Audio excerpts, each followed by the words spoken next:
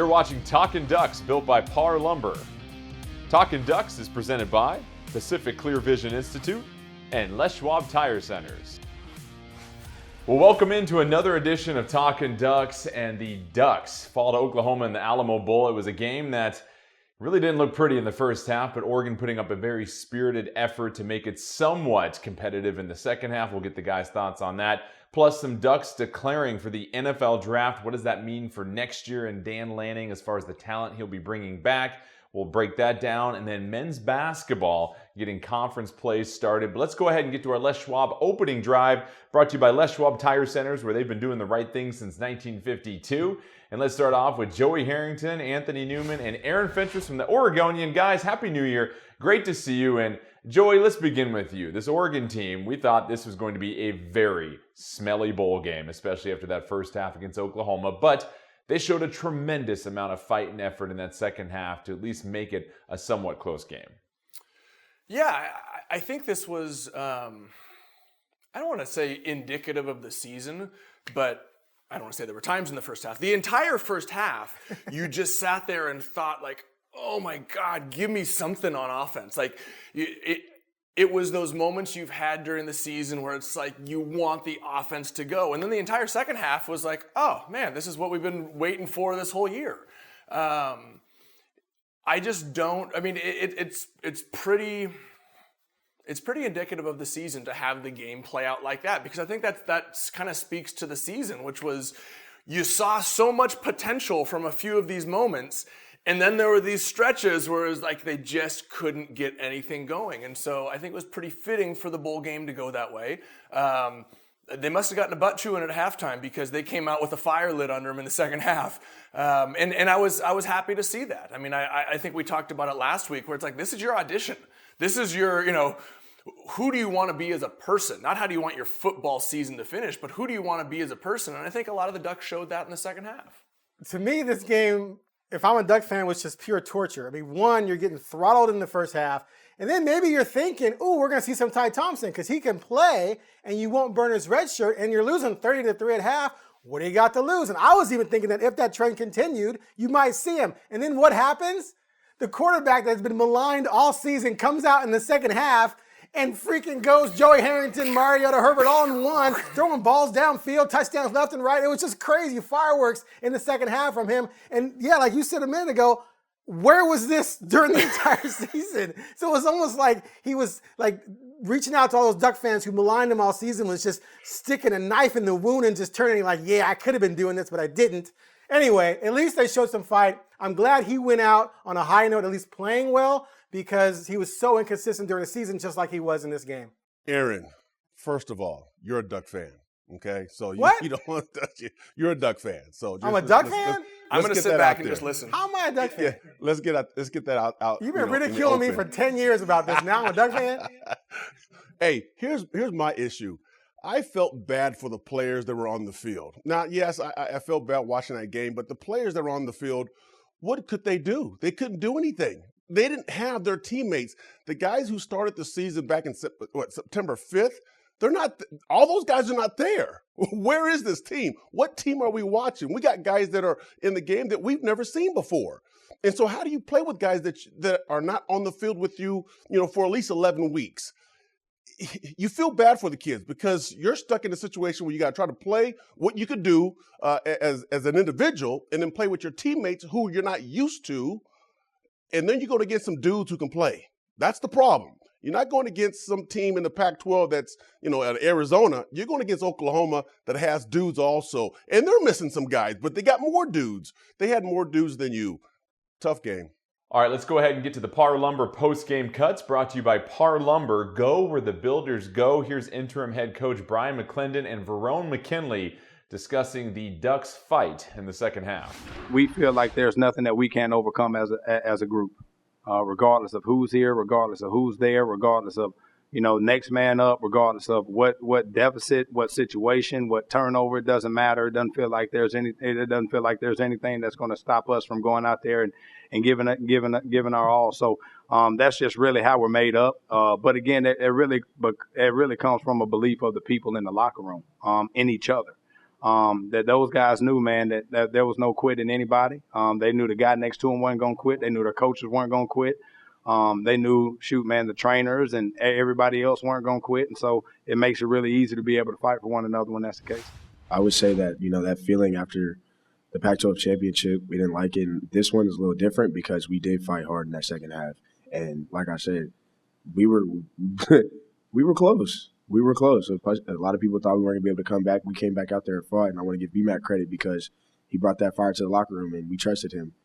It's hard to come in, coaches leave, but Coach BMAC got us right. We prepared right, and we didn't start off well, but we continue to fight and fight and fight, and we just need a little bit more time. All right, don't go anywhere. When we come back, we'll talk about Anthony Brown ending his Oregon career on a high note. Pretty impressive performance for him. Plus, the young ducklings, the little receivers stepping up in the absence of the vets. We'll look at that, plus so much more when we come back.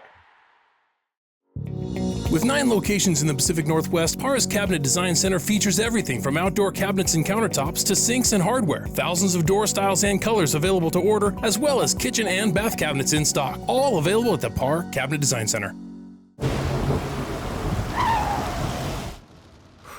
Sure glad we went to Les Schwab. I'm glad the baby's still happy. Well, I'm just glad that along with tires, Les Schwab also does brakes, alignment, and a bunch of other safety services. I mean, if we had gone to a cheap tire store instead, I'd be a doggone wreck. My thoughts exactly. Thanks, kiddo. Give everyone peace of mind on the road. Swing by or book online. Les Schwab Tires, doing the right thing since 1952. Being able to get LASIK gave me the opportunity to not worry about putting contacts in every day and just kind of made my life a little easier. Pacific Clear Vision Institute was just incredible through my entire experience. The staff was very welcoming. Dr. Embody, he really just kind of laid it out and made me feel comfortable and gave me confidence to know that I was in good hands. I would definitely recommend Pacific Clear Vision Institute for any sort of laser eye surgery. Welcome to your Capital Toyota. From the moment you walk through the doors, we're here for you. Buy, sell, trade. We got you covered. It's everything you need in one place. Great service? Check. Easy to work with? Check. We want you to be happy, and it shows in everything we do. Because we respect your time. It's all the quality and convenience in one package. New or Toyota certified pre-owned. Our people are your people. Capital Toyota. It's your way on the Parkway. Stories tell us that great leaders are anointed at birth, chosen by the hand of fate. But those are just stories.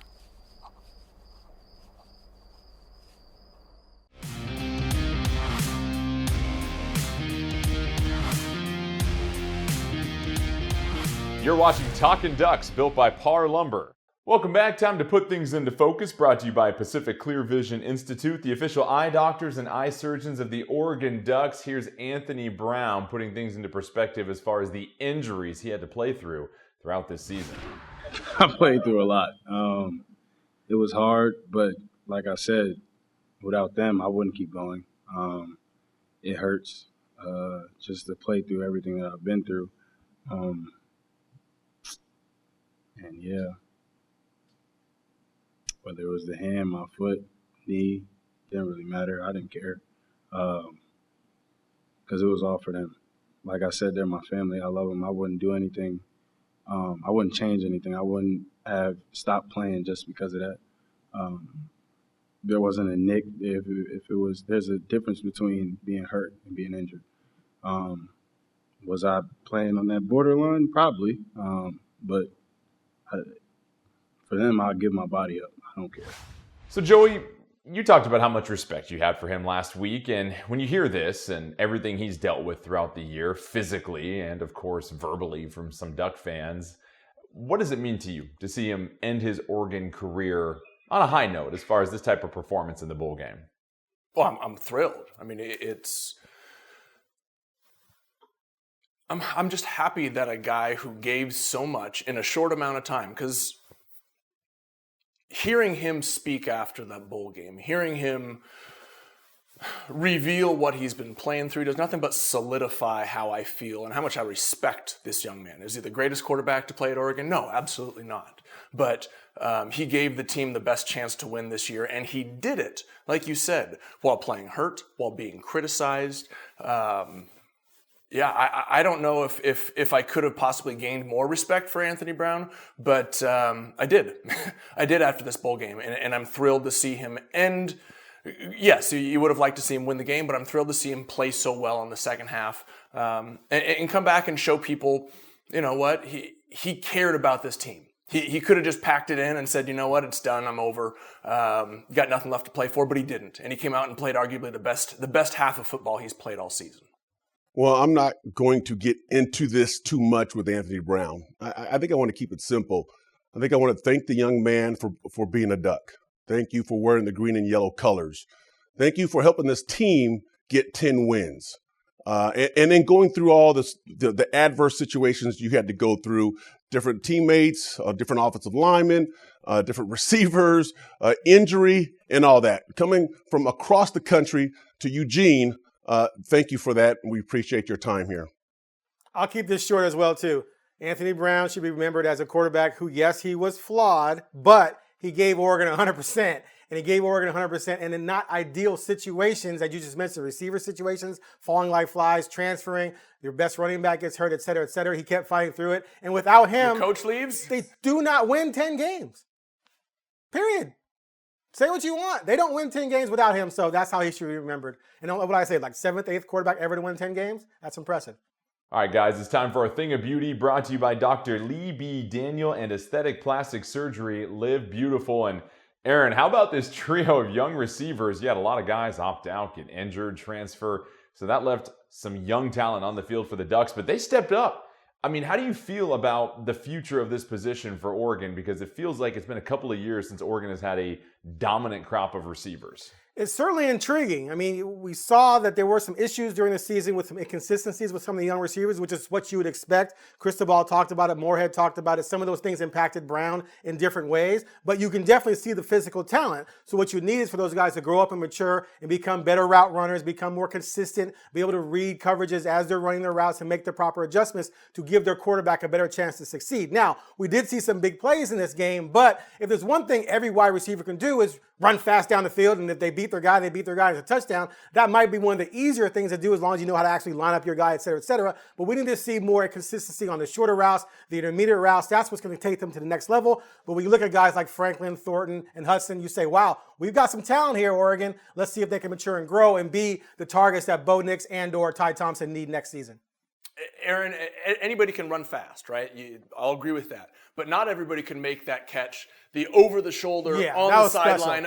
That catch that Franklin made in the end zone was as good a catch as I have seen in – I mean, I can't remember another catch like that in a while at Oregon. I mean, that was just absolutely phenomenal. So that type of play gives me hope for next year, right? Like you said, you can think, okay, you know, you got Franklin on the outside, you got Hudson in the slot, you got Thornton on the other side. You can do some things with that. There's some growing that they still need to do, but I'd like to think that second half of the bowl game was exactly what we want to see or we should be seeing going forward, no matter who the quarterback is next year. Guys, experience is everything to me. And you had a bunch of young receivers getting in there doing some work. They did a great job. You know, I think you give them another year in the weight room. You give them another year in the classroom, learning the game, how to become a good receiver. They're dangerous, and you got 4 of them, maybe 5, and they're very dangerous. They can block as receivers. They can catch the football. They're tough. Yards after catch is outstanding. I can't wait to watch them in the future. This year, it was tough on them. They're babies. You got to give them something. Don't go anywhere. When we come back, we'll raise a glass to Travis Dye and his effort this season. Also, Coach Lanning, yes, he's a defensive wizard, but how much talent will he have on the field next year with the Ducks? We'll let you know when we come back. Do you have a stay-at-home project? We can help. Contact Parr from the comfort of your home. Get a free quote online or call a pro to order your materials. And the best part? We deliver. Call us or visit Parr.com for details. Parr, your project experts for 90 years. Since 1961, Comfort Flow Heating has provided service to more than 50,000 homes and businesses in the Willamette Valley. While the technology and techniques in our industry have changed, our founding principles have remained the same: to provide exceptional service in all areas of our business and for our customers to enjoy their products from us and be comfortable for years to come. From all of us at Comfort Flow, thank you for choosing us. Go Ducks!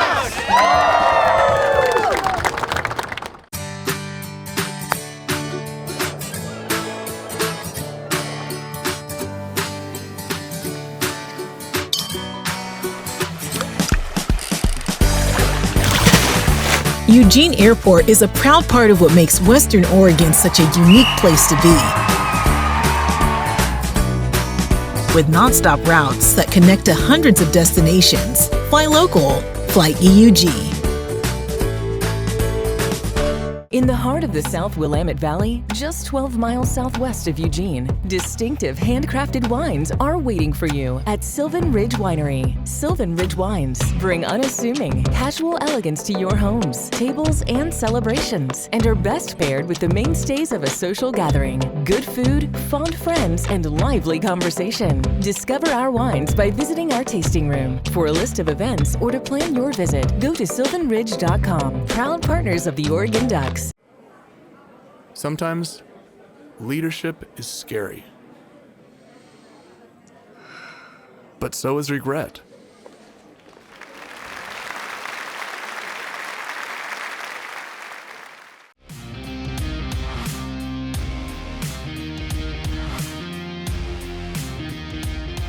You're watching Talkin' Ducks, built by Parr Lumber. Let's have a toast, brought to you by Sylvan Ridge Winery, proud partners of the Oregon Ducks. And how about Travis Dye? A nice little performance against Oklahoma, 150 plus yards in the touchdown, but now joins the exclusive 3,000-yard club with names like Kenyon Barner, LaMichael James, and Derek Lavelle. Fellas, let's start with you, Aaron. Travis Dye, we talked about how once CJ Verdell went down with that injury way back in October against Stanford, he'd have to be the bell cow, and people weren't sure how he would carry the load, and obviously answered things for the Ducks, and in my opinion, the offensive MVP for this team this year. I admit I'm surprised that he's over 3,000. I didn't really think he was in that area because he's never really been the starter. And the fact that he got 1,200 yards this year on just 200 carries, you know, it's pretty fascinating with the career he's put together. It kind of mirrors what Kenyon Barner did playing behind LaMichael, right? And then all of a sudden he got his big chance to be the star and blow up. I wonder if Dye's going to come back next year and maybe be the number one back for the entire season and see what he can put together. I kind of feel like at his size, if he can get a sniff from the NFL, he should go now because you can only take so many hits when you're that small. LaMichael James realized that. That's why he left after playing 3 years with a redshirt year. But a great season for Dye, no doubt. Certainly will be fondly remembered as one of the more complete backs the Ducks have ever had. Well, you said it right there. One of the most complete backs, Aaron, is he led the team in receptions this year, right? I think he ended up like 46, 47. I mean, he was close to 50 catches for 402, on the year, yeah. right? What's that? 46 for 402. Yep. I mean, to have nearly 50 catches and lead the team in rushing and be over 3,000 yards for your career, I mean, it speaks to his versatility. It speaks to how complete a back it is. It speaks to his selflessness, right? What do you want me to do? Throw me the ball to the backfield, be a secondary, play second fiddle to Verdell for a couple years, catch the ball, come in and sub in for him a little bit. Okay, do you want me to be the lead back? Great, I'll do it. Whatever this team needed, Travis Dye was willing to do it. And when you look back on in the entirety of his career, it wasn't always flashy, but like you said, Aaron, like you're almost kind of surprised, like, I didn't realize he was this big, made this big of an impact. But yeah. I mean, this guy's been pretty special for Oregon. Travis Dye, you're the man. You really are. I mean, I was wrong about you being the bell cow for this offense. You can do that anywhere with your size. I don't want to say this. I don't want to lose you as a Duck fan, but go get paid for what you do because you do it well. Time to check out our solid stop, brought to you by Milan Stoneworks, bringing you the finest stoneworks in the Northwest. And Anthony, what's the state of this Oregon defense? Obviously, they were decimated by injuries and opt-outs and guys choosing to go to the NFL. But where do they stand going into next year? We'll get to the news about Varone McKinley here shortly, but it feels like there's still a lot of talent. It's just a matter of this unit getting healthy, it feels like. Well, let me get my list. I got a list of things here. This defense, there's some work to be done, and it's tough. You've had a couple of different coordinators, but here's the thing. When you look at the defensive lineup, they're all babies. They're freshmen and sophomores, maybe one junior on the starting squad. You're going to lose a couple of key components to this defense, some key components to this defense. But there's a lot of things that need to change. You got to get pressure to the quarterback. You got to win on first down. You got to win on third down. You got to get some cover corners who can cover. You got to get a safety that is a safety who can cover in the slot, cover that middle receiver, or you change the defense up. There's a lot of things that you have to do differently, but you have some talent on that defense. You have some guys that can run around and make some plays. You just have to play together. You have to find that new leader, which is Noah Sewell. I think you need another 3 or 4 Noah Sewells on that defense to help you out. There's only one linebacker. You need more linebacker help with that defense. So there's a long list. Now, I can't find my list, but there's some work to be done, and they will get it done. Well, you're going to get some help, Anthony. You're going to get Justin Flo back. You're going to get some of these young guys to, like you call them, the young pups, the freshmen and sophomores, to fill a bigger role next year. But yeah, there's some key things, and that's what's always interesting with Oregon is why do we always seem to have a bend but don't break type of defense, right? That even when we have Kayvon Thibodeau, even when we have Varone McKinley, there always seems to be this bend but don't break defense. And so I think there has to be a philosophy shift. And that's why I'm so excited about Dan Lanning coming in is potentially to be able to bring this identity, this idea that we can be more than just an offensive school, and we can play some great defense. And so I'm excited. A lot of young players, some guys coming back from injury, and the rock in the middle with Noah Sewell. The evolution of this defense is going to be extremely fascinating between now and next season.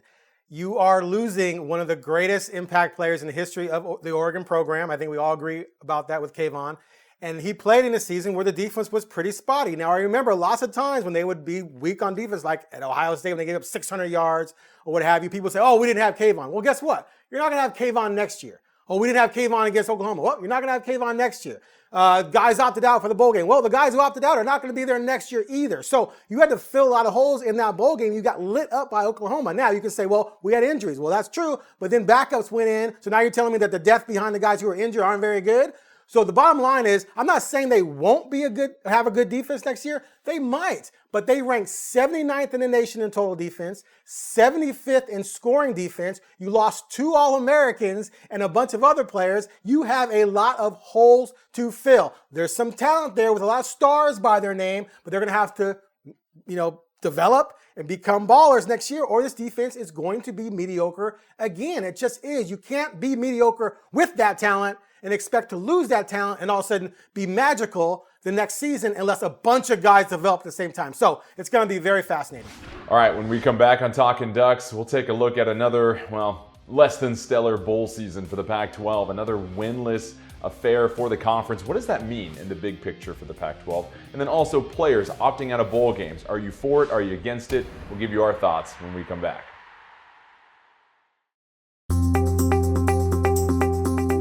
Parr Lumber is committed to providing the best customer service. We provide personal service. We're problem solvers. We're positive and courteous. We're competent and professional. We are committed to delivering exceptional service every time.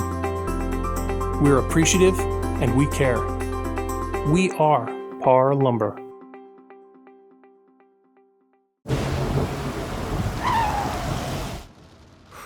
Sure glad we went to Les Schwab. I'm glad the baby's still happy. Well, I'm just glad that along with tires, Les Schwab also does brakes, alignment, and a bunch of other safety services. I mean, if we had gone to a cheap tire store instead, I'd be a doggone wreck. My thoughts exactly. Thanks, kiddo. Give everyone peace of mind on the road. Swing by or book online. Les Schwab Tires, doing the right thing since 1952.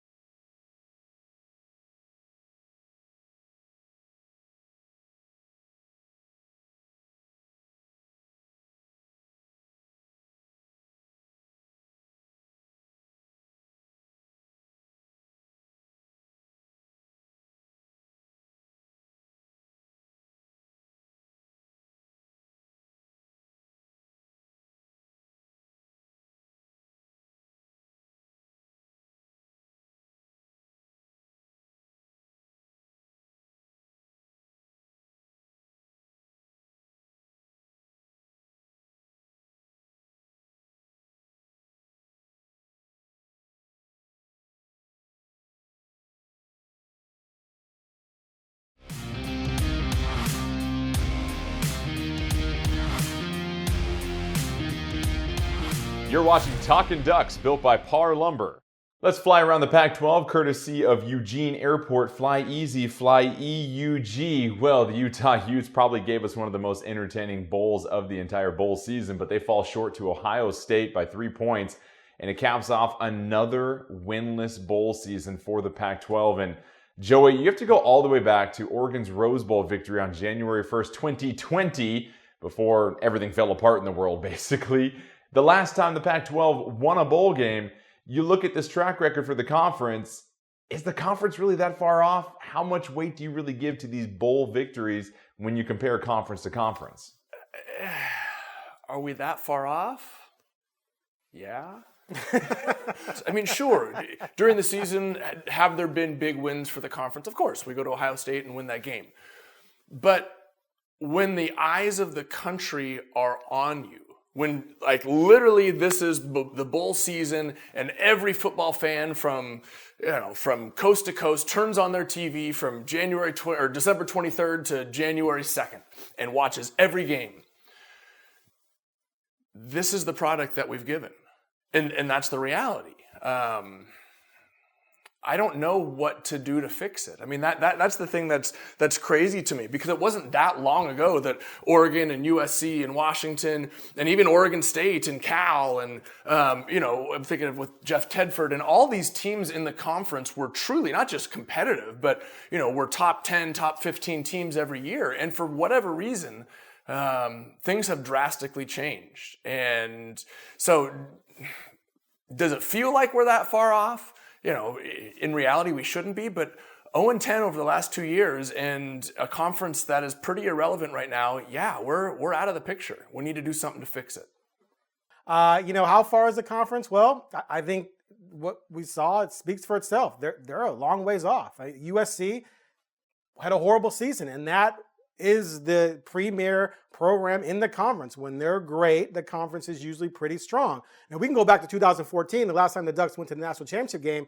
That season ended with 6 teams from the Pac-12 ranked in the top 25. That was like a monumental season, and you had the Ducks in the national championship. It's been downhill since then to the point now where it's reached rock bottom, really. If you can't get a win over a mid-major in a bowl game, those 2 should have been givens, as far as I'm concerned. The other 3 maybe you can give a pass to, but yeah, things are pretty bad for this conference. Lincoln Riley will hopefully make a difference at USC. We'll see what Lanning does with Oregon. We know Oregon at the very least is going to be good and in bowl games. And the conference needs Washington to be back and prominent as well in order to maintain or become considered a very powerful conference again. Aaron, you're right about the USCs. We're missing 2 giants in the Pac-12, Washington and USC, being any good. Usually when those guys are good and they're playing in a bowl game, they usually win their bowl games. So it's all about recruiting. It's all about keeping the guys on the West Coast and about going and grabbing some guys from the East and from the down South to come to the West Coast. And that's the whole Pac-12. That's not happening. We're losing the recruiting battles. That's what's going on. What happened to Stanford? I mean, I've been thinking about this. Like, what happened to Andrew Luck and Toby Gerhart and Christian McCaffrey and those dominant teams that we just saw recently? You said 2014. I was like, what year? Who was good during that year? Well, Stanford was a power. Like, it's not just USC and Washington. This entire conference has fallen off in a dramatic way, and I don't know. Is there one thing to point to? Is there one thing where you say, that's where it started? I can't think of it. All right, let's get to the hot topic, brought to you by Comfort Flow Heating, the HVAC industry leader in Western Oregon since 1961. Well, fellas, I made a few friends on Twitter this week when I shared my support of players being able to opt out of bowl games if they are preparing for the NFL draft. And I'll stand by it once again. I think if players have a chance to get drafted or they've gotten that invitation to the combine, and the bowl game you're playing in isn't a program-defining bowl for your team. Of course, if Oregon's playing in a Rose Bowl, you want every player suiting up. But an Alamo Bowl or a Vegas Bowl or a bowl that won't really shape the trajectory of a program, I don't think is worth a player risking his potential future. I look back to the Vegas Bowl in 2006. I tore all the ligaments in my big toe, could not run at the NFL Combine, and who knows how that would have changed things. I'm not blaming it on anything. But if I had a teammate that had received that invitation to the NFL Combine like I did before I played in the bowl game, and they were just concerned about staying healthy so they could prepare for the biggest job interview of their life, I would 100% support that teammate. If I'm playing with Kayvon Thibodeau and he wanted to play in the Alamo Bowl, I'm hiding his pads and helmet from him. He has too much to risk in the future to possibly get hurt. And we saw a couple of quarterbacks go down in these bowl games that you don't know if they're going to bounce back from those injuries. So guys, I'm curious from your perspective, how would you feel about a teammate opting out of a bowl game if it was a lesser caliber bowl? I'm not talking about a national championship. I'm not talking about the Rose Bowl. I'm talking about one of these branded bowls, as we like to say. How would you feel if one of them wanted to opt out? Anthony, let's start with you. I'm not going to have a problem with it. I mean, I'm not going to get in the way of how a person earns or looking to earn his living, making some money for his family. Why should I be upset with that? I'm going to be looking out for myself as well. I understand that teammate, the guy that I've been playing with for 12 games, who he is. I deal with them in practice. I deal with them, in meeting rooms. We could be roommates on the road. I know who that person is. And just because all of a sudden he opts out and they say, well, he's not a teammate, he doesn't care about the football team. People don't know anything about this football player and about this team. They're saying that from the outside. What I'm going to do is support him. Okay, if he wants to opt out and have his chance to stay healthy and get ready for the NFL, go do that. We've done enough together. The next man needs to step up and play in his place. So when people talk about opting out and having problems with it, I beg to differ. They need to go take care of them. Take care of you. The only person that's going to look after you is you. So go take care of yourself. I got something to add on this. Kirk Herbstreit made news this weekend by commenting on how players back in the day were more excited about bowl games. The difference is that back in the day, there were fewer bowl games, so making a bowl game was a bigger deal. Also, coaches didn't make the obscene amount of money they make now. Networks weren't making as much. And Herbstreit makes an obscene amount of money just talking about the game. That wasn't the same way back then. So things have changed. Also, in the social media age, just winning 8 or 9, 10 games, you're called trash. These kids hear that, oh, you're trash. You only won 9 games, you're trash. You only won 10 games. So the psyche is, if I'm not in the playoffs, my team is trash, even if I don't believe that. So you're going to put lesser value on playing in a trash bowl game. Last but not least, for me, if it's a playoff game, of course you're going to play. If it's a major New Year's game, maybe, maybe not. But it comes down to your personal choice and what you value and how much of a risk it is. And here's how you fix it. If teams are really worried about it that much, give them all insurance policies that will cover them for all of their future earnings, not what you might think they might get. Like Efo, when he hurt his knee before the Rose Bowl against Florida State, I think his payout was like $3 million. Well, had Efo been drafted and played in the NFL and not blown out his knee, Efo might have made $40 million. So you know what? Project these guys in draft. Say, here's your potential career earnings. You can make $50 million. Give them an insurance policy that pays them up to $50 million less what they actually make after they get injured. So if they get injured, right, and they play in the NFL and only make 10, they're going to get 40. And if you care that much about the kids in their future, and you care that much about how much you want them to play in this game, then you would provide that policy, wouldn't you? Because I'm not going to ask a kid to risk 10, 20, 30, 40, $50 million to play in the pecan pie bowl that someone just made up the other day. My son and I spent the entire week laughing at all the different names of bowl games. They were just ridiculous. Like they were just making up things left and right. So for me, that's the answer. Insure these guys up to their potential value and then let them play or don't and shut up. Aaron, good job. Well put. Thank you. All right, guys, appreciate the thoughts on that. Don't go anywhere. When we come back with the new year in 2022 here with us, we'll take a look back at the top moments from 2021 when we come back.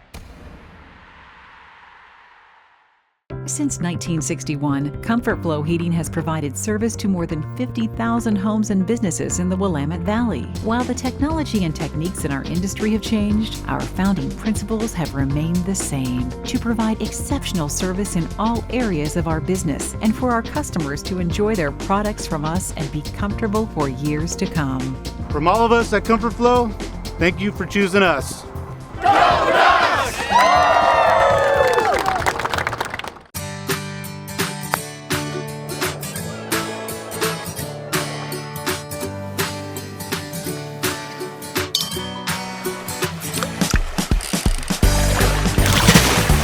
Eugene Airport is a proud part of what makes Western Oregon such a unique place to be.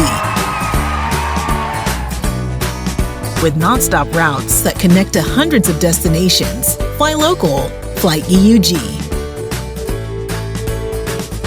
In the heart of the South Willamette Valley, just 12 miles southwest of Eugene, distinctive handcrafted wines are waiting for you at Sylvan Ridge Winery. Sylvan Ridge Wines bring unassuming, casual elegance to your homes, tables, and celebrations, and are best paired with the mainstays of a social gathering: good food, fond friends, and lively conversation. Discover our wines by visiting our tasting room. For a list of events or to plan your visit, go to sylvanridge.com. Proud partners of the Oregon Ducks.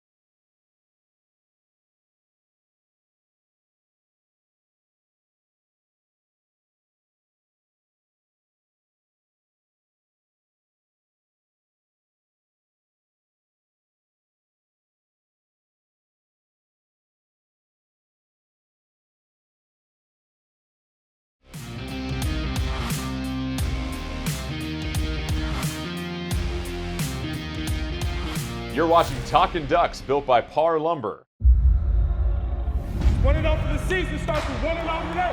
Brown diving and into the end zone for the Duck touchdown. You gotta wound it. Let's go. Gonna get hit. Ball comes out. Touchdown. Little touchdown Oregon. Signed by Kayvon Thibodeau.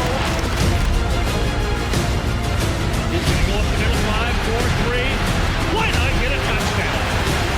Receiver wide open. Touchdown! Gouching hole up the middle. He's wrapped up by Thibodeau. Not gonna get there. Cardwell busted up the middle. He may be gone. Oh, ain't no maybe about it. Touchdown, Oregon. First down easily and getting to the end zone for the Oregon touchdown. Thrown down on Brandon Dorlus. Made a mistake. DJ James. Touchdown. Travis Down. Nowhere to go. Great penetration up front. Brown with a great move. Hit him with the sauce. Baby. Are you kidding me? Picked off. Throws incomplete. Yes, touchdown. Well, Aaron, let's start with you. How do you reflect on this past year, 2021, for the Ducks? They win 10 games, but no Pac-12 championship, no college football playoff appearance. Mario Cristobal no longer the head coach at Oregon. I don't think this year ended the way that many people thought it was going to. I don't think anybody could have predicted this, but how do you look back and reflect upon the 2021 season for Oregon? Well, these kind of things come down to really what your expectations were before the season and as the season went along. I never felt this team was a playoff team, so to me, not reaching that goal is not a disappointment because I didn't think they were that caliber. I thought Pac-12 championship was within their reach because the conference was kind of weak. I think the fact that they won 10 games in a pretty weak season for the conference, it's a nice accomplishment, but it's definitely not maybe what fans would have hoped for. You would have hoped to close the deal and actually won the conference, especially with it being so weak. But of course, the crown jewel is winning at Ohio State. I mean, that was a huge win, one of the greatest one of the greatest regular season wins, period, regardless non-conference or conference. So you have that to look back on. And I still think they kind of overachieved in a lot of different areas to get where they got to. And 10 wins is 10 wins. That said, I think of all the 10-win teams in the history of Oregon, this is the least among them. I think every other 10-win team beats this team, but I don't think that matters. At the end of the day, you won 10 games, be happy with it, because you did set the stage maybe for better things down the road if some young players can develop. Anthony, you go. I'm thinking on this one. Well, Joey's yeah, pondering. if I look back on the season, and I'm just stuck on 10 wins. I understand, hey, we got to finish the season, finish on a high note with the Pac-12 championship or a Rose Bowl, a bowl game win. But you got 10 wins, and you got to be happy with that. It's hard to get 10 wins in any league, youth football, high school football, college, or pro. It's hard to get 10 wins. So I'm proud of the 10 wins. Now, yeah, I wish you could have finished that thing off with some spice, but I'll take the 10 wins. Well, I agree with you, Anthony. It's tough to get 10 wins in Pee Wee football because you only play 8 games. That's Wow. I mean, We played 10. That's tough. I've been thinking about this ever since Aaron started talking, because that was a long time ago. Oh, I know, because you talk a lot. You talk more than I do, and that's saying something. What expectations are versus what expectations should be. Right? I feel like that's kind of the place where Oregon is at right now, which is everybody sees the stars that have been next to the names of the kids who have come in over the last 3 or 4 years. And to many people, that automatically translates into we should be in the playoff every year with Georgia, Ohio State, Alabama, and Clemson. That should be us. And that's what our expectations should be. Which to a certain extent is true. We should always be striving for a national championship. Does that mean that it's necessarily realistic every year? Maybe, maybe not. Because Aaron, you bring up a good point. If you're looking at the roster, if you're looking at, do we have a stable All-American quarterback, which generally translates to playoff team? Coming into this year, we didn't. We didn't have that guy. So there was that question. So are you supposed to have a more realistic or expectation for the season because of that? Should that change the fact that every year you're trying to win the national championship? If Alabama or Georgia or Ohio State only won 10 games this year, would they be disappointed? I don't know. I truly don't have an answer because I think Oregon is in this interesting place. Alabama would burn to the ground. What are you talking about? Well, I know that. But I'm making a point here. Like, what do we want to be, and what we think we could or should be, and where we are right now. At this exact moment. This exact moment is a program without. Well, we don't need to make guesses, but where we are versus what we want to be. And where we feel like we should be. Because I think everybody wants that national championship. That is the goal every single year. The moment you set foot on the field, that's what everybody wants. And I'm curious what makes the difference between those Alabamas and Georgias and Ohio States and, well, before this year, Clemson's that truly expect it every year. They're getting different dudes, man. They're getting They're getting different kind of cats. Like, for example, everyone's seeing what Jamar Chase is doing for the Bengals, right, out of LSU. And I remember people were criticizing Cincinnati for taking him over Sewell, right? Oh, whoops, yeah. that was wrong because that kid's amazing. He was a 4-star receiver. Oregon has probably signed 34-star receivers in the last 10 years. Have we ever seen a guy at Oregon play like that? So there's a difference between a 4-star receiver and a dude. And LSU, Bama, and Ohio State, they're getting freak 4-star and 5-star guys. Oregon's getting good 4-star, 5-star guys, except for Sewell and Kayvon. But offensively, Oregon's just not getting those guys. Oregon doesn't have a receiver in the NFL really right now, do they? I mean, so that's the difference, is that those types of programs are getting special first, second round guys. Oregon not necessarily is, especially on offense. So you're saying there's a difference between a 4-star dude and a 4-star, not quite a dude. So apparently we need to look at the stars on the stars next to them, and it'll say D-U-D-E. There's a difference. And if it doesn't spell out dude next to within the 4 stars, then we don't recruit him. Got it. Okay. Let's move on. They need rivals in 24/7 need to add that dude, 4-star dude, or just a 4-star guy. All right, just around the corner, we'll take a look at some Ducks that will be staying for another season in Eugene and a couple of others that will be flying out of the pond to test the NFL waters. Don't go anywhere. We'll be right back on Talkin' Ducks.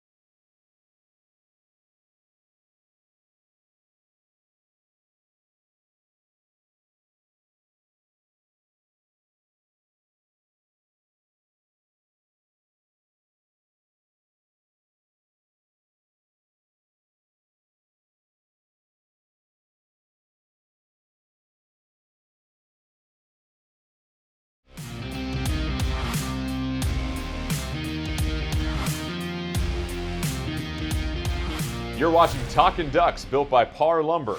Welcome back to Talkin' Ducks. Some huge news over the weekend. Varone McKinley declaring for the NFL draft, had an unbelievable season, an All-American. Will not be returning for his senior season at Oregon, and rightfully so. He's going to go test the NFL waters. So, Varone, congratulations. And Anthony, let's get your thoughts. What does this mean for this Oregon defense when you're losing somebody the caliber of a Varone McKinley? Well, that's a big loss for the Oregon defense. I mean, he's the glue to the defense on the back end. He's the general back there. He gets everybody lined up. He has a lot of playing experience. He's a tough kid. He can play a lot of different positions, as far as the safety and nickel, guy off the edge, coming off the edge, blitzing. He can do a lot. And he's not the biggest safety, but he could do a lot. It's all about his heart, not the size of the man. But it's a big gain for the NFL. Okay, because I think this man will play well in the NFL. He's not like a Javon Holland. You know, he's a different type of player, and Javon's playing great for Miami. But Varone's a little different. Varone has knowledge. And I remember Ronnie Lott told me a long time ago, the great defensive back, he said, you know, if you want to last a long time in the league, you need to play with your brain before your body, because your brain can get you to points faster than your body if you know what's going to happen. Know your indicators. Know what's going to happen before the play starts. Varone McKinley is that type of player. He's a coach on the field that's playing. That's going to help him in the NFL. Yeah, definitely. I absolutely believe he has a good future ahead of him. And it's a big loss for the Ducks because you lose, like you said, the brains of your secondary. He was the leader. He was the brains. He was the football IQ guy back there, rarely ever out of position. But I do believe they have a guy who could step in and be that general, and that's Bennett Williams. That kid was coming along strong this past season. He looks like a future NFL dude. He's going to come back next year after being injured this season. He maybe could be the next leader, but man, losing that leadership and that football IQ at the free safety position is always a huge loss. Yeah, I just wanted to say congratulations and thanks for being a Duck. I mean, that's one of those guys where you are just proud to have him associated with your university. You know, no matter what this young man does, he's going to be successful. Smart, hardworking. Yeah, he's going to be fantastic. So congrats, good luck. We all wish you well. All right, let's go ahead and hit Victory Road, presented by Capital Toyota in Salem, your way on the Parkway. And Aaron, let's start with you. The eternal optimist. Glass is always half full. Grass is always greener on my side of the lawn here. Oregon, heading into 2022. How do you feel about this program? Because I think it's fair to say there's a lot of questions right now, just with so many moving pieces. But you have a young stud of a coach in Lanning coming in, and you've seen what this Georgia defense has done. What do you feel about this team going into next year? I sense some sarcasm there, but I'll let it go.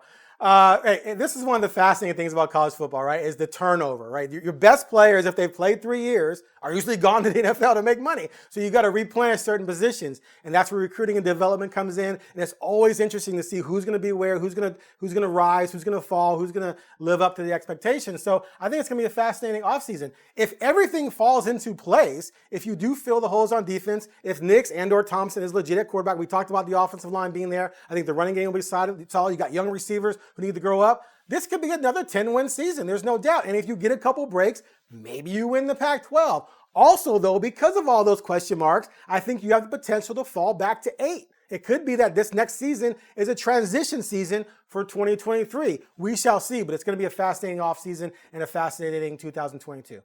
I don't know. I'm not going to go into as much depth as Aaron, but I'm curious. I'm encouraged and I'm curious. I love the fact that Lanning is coming in. He's a defensive guy. He's fresh. He's young.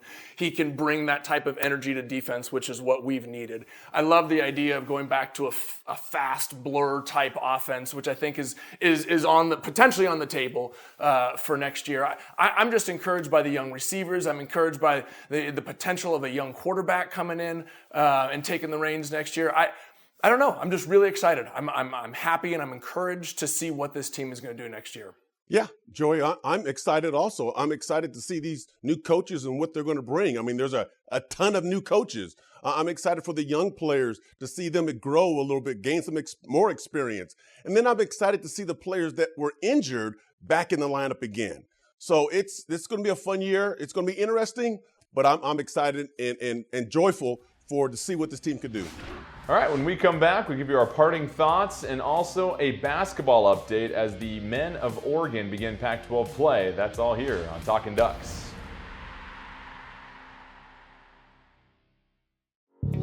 With 9 locations in the Pacific Northwest, Parr's Cabinet Design Center features everything from outdoor cabinets and countertops to sinks and hardware. Thousands of door styles and colors available to order, as well as kitchen and bath cabinets in stock. All available at the Parr Cabinet Design Center.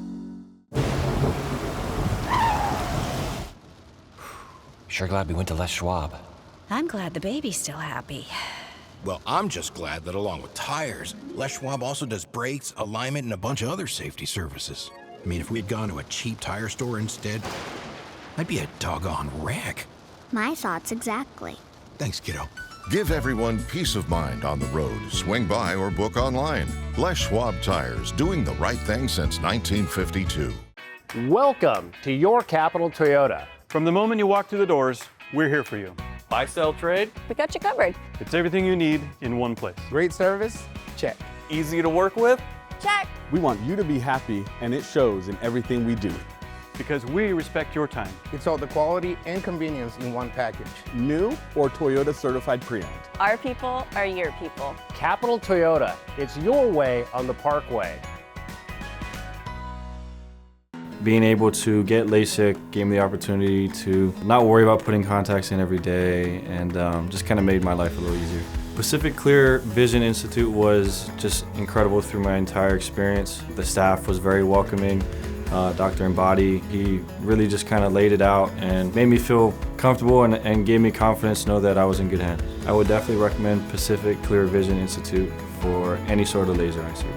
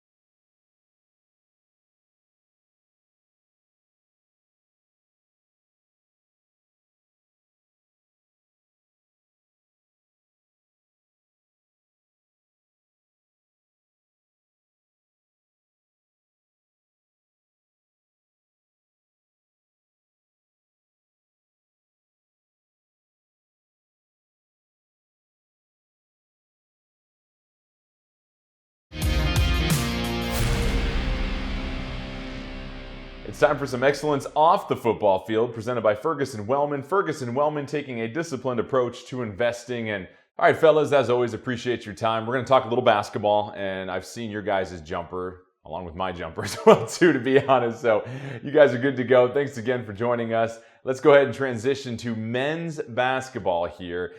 Tough start to the conference play for the Ducks. They basically lose the 2 essential buzzer beaters at home against Arizona State, on the road at Stanford. They're down 0-2 in conference play. Do pick up a nice win against Utah. And as of this moment, they'll have a matchup against Colorado that was postponed. And for Oregon, it feels like things are starting to come together. They're starting to score the ball more effectively, averaging over 70 points a game the last 4 games. You're getting really consistent play from Will Richardson, 5 straight games of 16-plus points, coming off a career-high 26 points against Utah. So the talent is definitely there. And I think for the Oregon men, if they can somehow break up that trio of teams ranked in the top 10, you're looking at Arizona, UCLA, USC, and somehow finish above one of those schools in conference play, I think you can make a solid case for a potential at-large berth in the NCAA tournament.